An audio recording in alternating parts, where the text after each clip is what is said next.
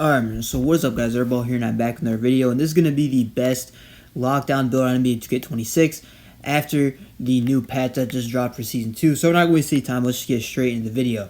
So we're going to go right hand, your numbers really matter. We're just going to continue. Starting off with our position, we actually do need to go small forward. Now you can't really go shooting guard to make this exact build because we're going to be 238 pounds. You guys see, if we go shooting guard and then we go up on the weight, we can only max out at 235. So we have to go small forward here. We have to go down to 6'6", and then that way we get our weight up to 238. So we get, with max wingspan, we get 92 strength. And 92 strength will get us Legend Immovable Enforcer, which is very nice. You'll be able to get a lot of bumps. You know how crazy the bumps are in this game now.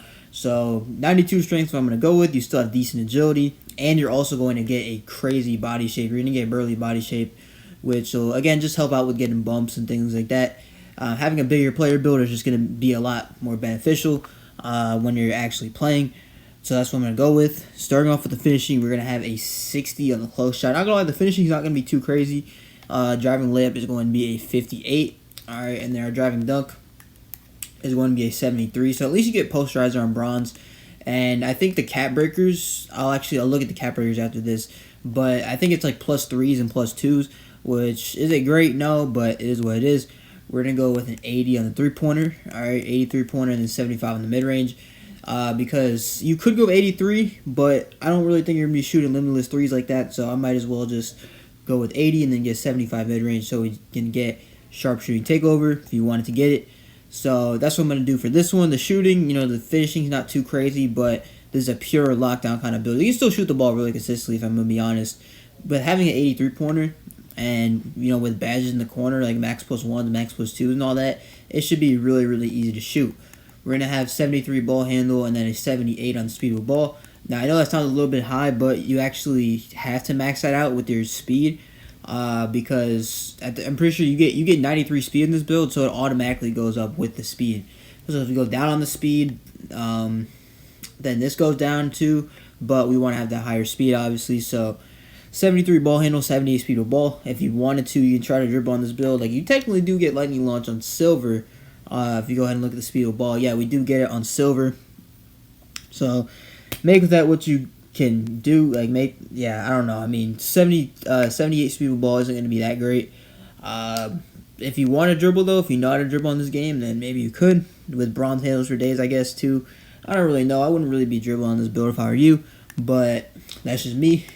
The perimeter is going to be a 94, so we get what is it? We get on-ball menace. We'll be able to get that up to gold with 94.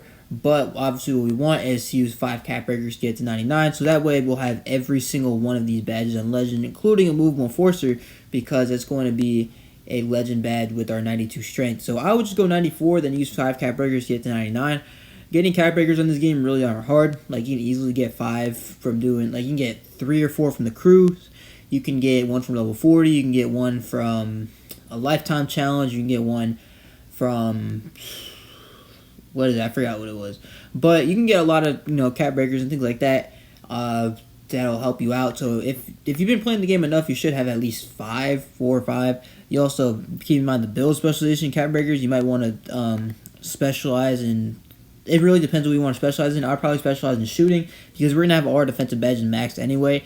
So I wouldn't really do that. But if you wanted to use your specialization on defense and then try to get that up, you can use 2 cap breakers as well. So, yeah, I mean, that's what I would do. We're going to have a 94 on the steal, which, again, if you want to go up to 99, you could. I don't really know how worth that's going to be. Obviously, the steals are crazy during this patch, but they're more like bumps, which is why you want to have the higher strength. But yeah, I mean, 94 steal is good. I mean, you'll be able to get lanes and things like that, and Hall of Fame interceptor should be just fine. We'll see though how the steals really are. For now, I would just keep it at 94, maybe go up to 96 if you wanted to get that Hall of Fame glove.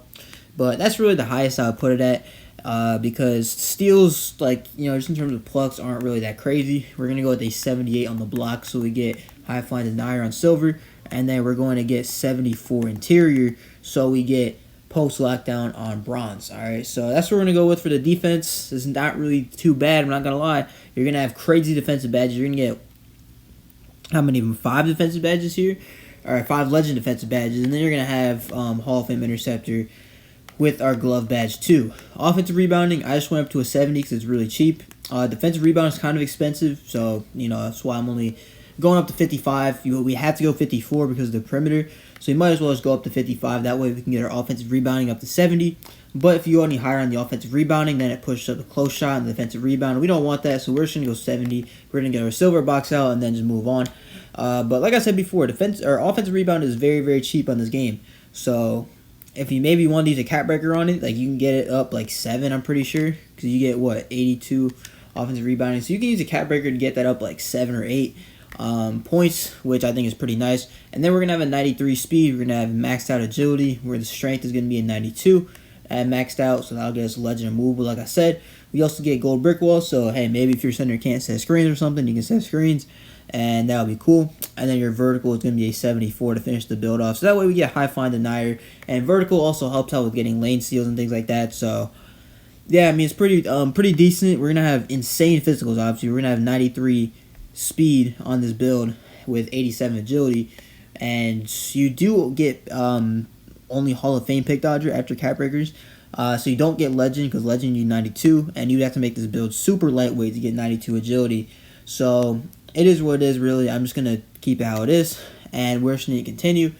And looking at the shades of, we got Ron Artest, Andre Kirilenko, and OG Anunoby. And this is called a physical clamp thief. Alright, so times interceptions perfectly, can guard the best player, elite end-to-end speed, and recovers instantly. So basically it's just saying we're a pure lock, which, hey, that's what this build is. We got A+ perimeter, A+ steal, A on the speed. And I will go ahead and show you guys the cap breakers on this build as well.